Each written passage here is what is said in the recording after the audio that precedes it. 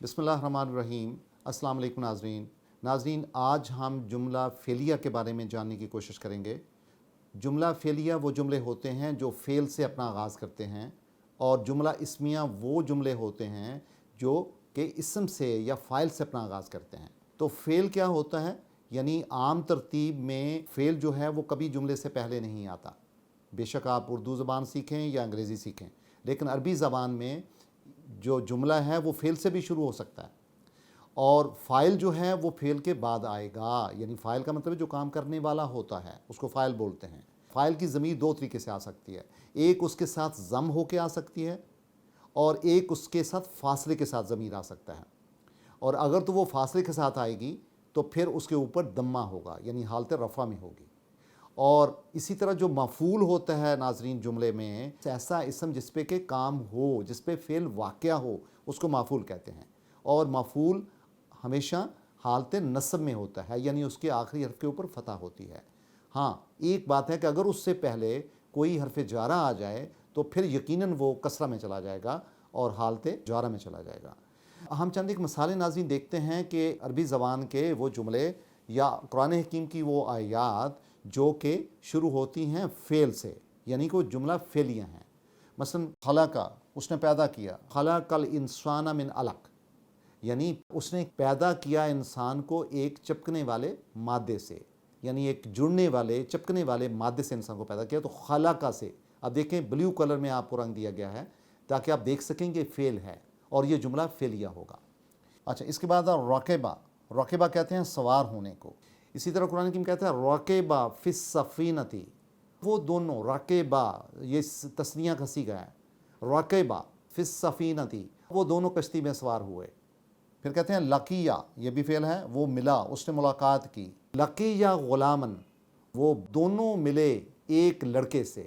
لقیہ، لقا ہوتا ہے ملنا، لقیہ چونکہ تثنیہ کا صیغہ ہے لیکن فعل ہے۔ نسیہ کہتے ہیں بھولنے کو۔ اسی طرح نسیہ حوتہما، وہ دونوں بھول گئے اپنی مچھلی کو۔ اور اسی طرح ہے وجدہ، پانے کو کہتے ہیں، وجدہ فیہا جدارن، اور پائی انہوں نے اس میں ایک دیوار۔ ضربہ کہتے ہیں بیان کرنا یا مثال دینا، ضربہ مارنے کو بھی کہتے ہیں۔ ضربہ لنا مثلا، اس نے ایک مثال بیان کی، ضربہ بیان کی، پھر انہوں نے اپنے لیے ایک مثال۔ وَنَسِیَ خَلْقَهُ، اور وہ بھول گیا اپنی تخلیق کو۔ خرجہ کہتے ہیں خارج ہونے کو۔ خرجوا من دیارہم وہم الوف، وہ نکلے اپنے گھروں سے اور وہ ہزاروں میں تھے، الوف الف کی جمع ہے۔ اور پھر ہے دخل، داخل ہونا، دخل جنتہ وہو ظالم لنفسہ، وہ داخل ہوا اپنے باغ میں اور وہ اپنے نفس پہ ظلم کرنے والا تھا۔ اس میں دیکھو ظالم فاعل ہے، دخل فعل ہے، اور چونکہ فعل ہی جملے کے شروع میں آیا ہے تو یہ جملہ فعلیہ ہے۔ اور سمع کہتے ہیں سننے کو۔ سمینا قرآناً عجبا، سورہ جن میں ہے، سنا ہم نے قرآن کو جو کہ ایک عجیب سماعت تھی۔ اور اسی طرح ہے جعل، یعنی بنانا۔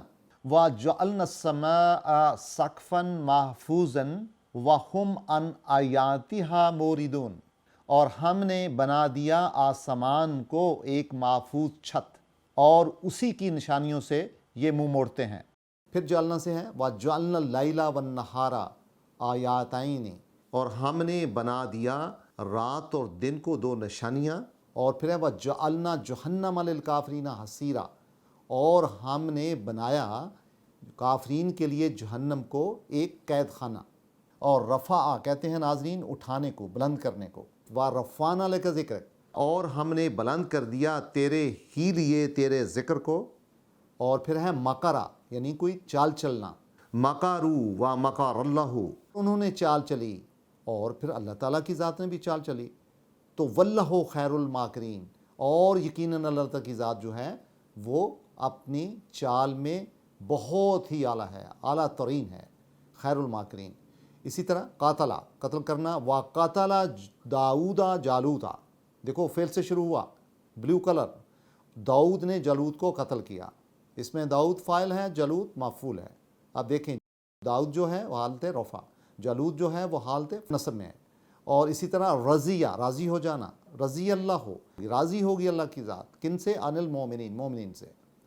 ज़हरा कहते हैं ज़हर होने को, ज़हर अल फसाद फिल बर्रे वल बहरे, कि ज़ाहर हो गया फसाद ज़मीन पे और खुश्की पे और पानी पे।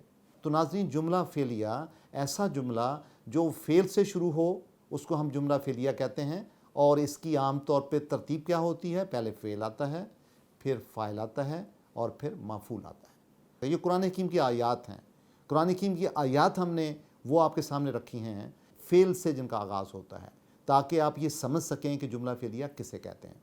तो लिहाजा आज की होमवर्क आपका ये होगा कि आप कुरान हकीम पढ़ते हुए वो चंद कुरान हकीम की आयात निकालें जो फ़ेल से शुरू होती हैं, वो आपको अक्सर मिलेंगी, और उसका फ़ायदा ये होगा कि आपको जुमला फ़ेलिया और जुमला इस्मिया में जो इम्तियाज़ होता है उससे आप आशना होंगे, उससे आपको वाक़फ़ियत होगी। बहुत शुक्रिया।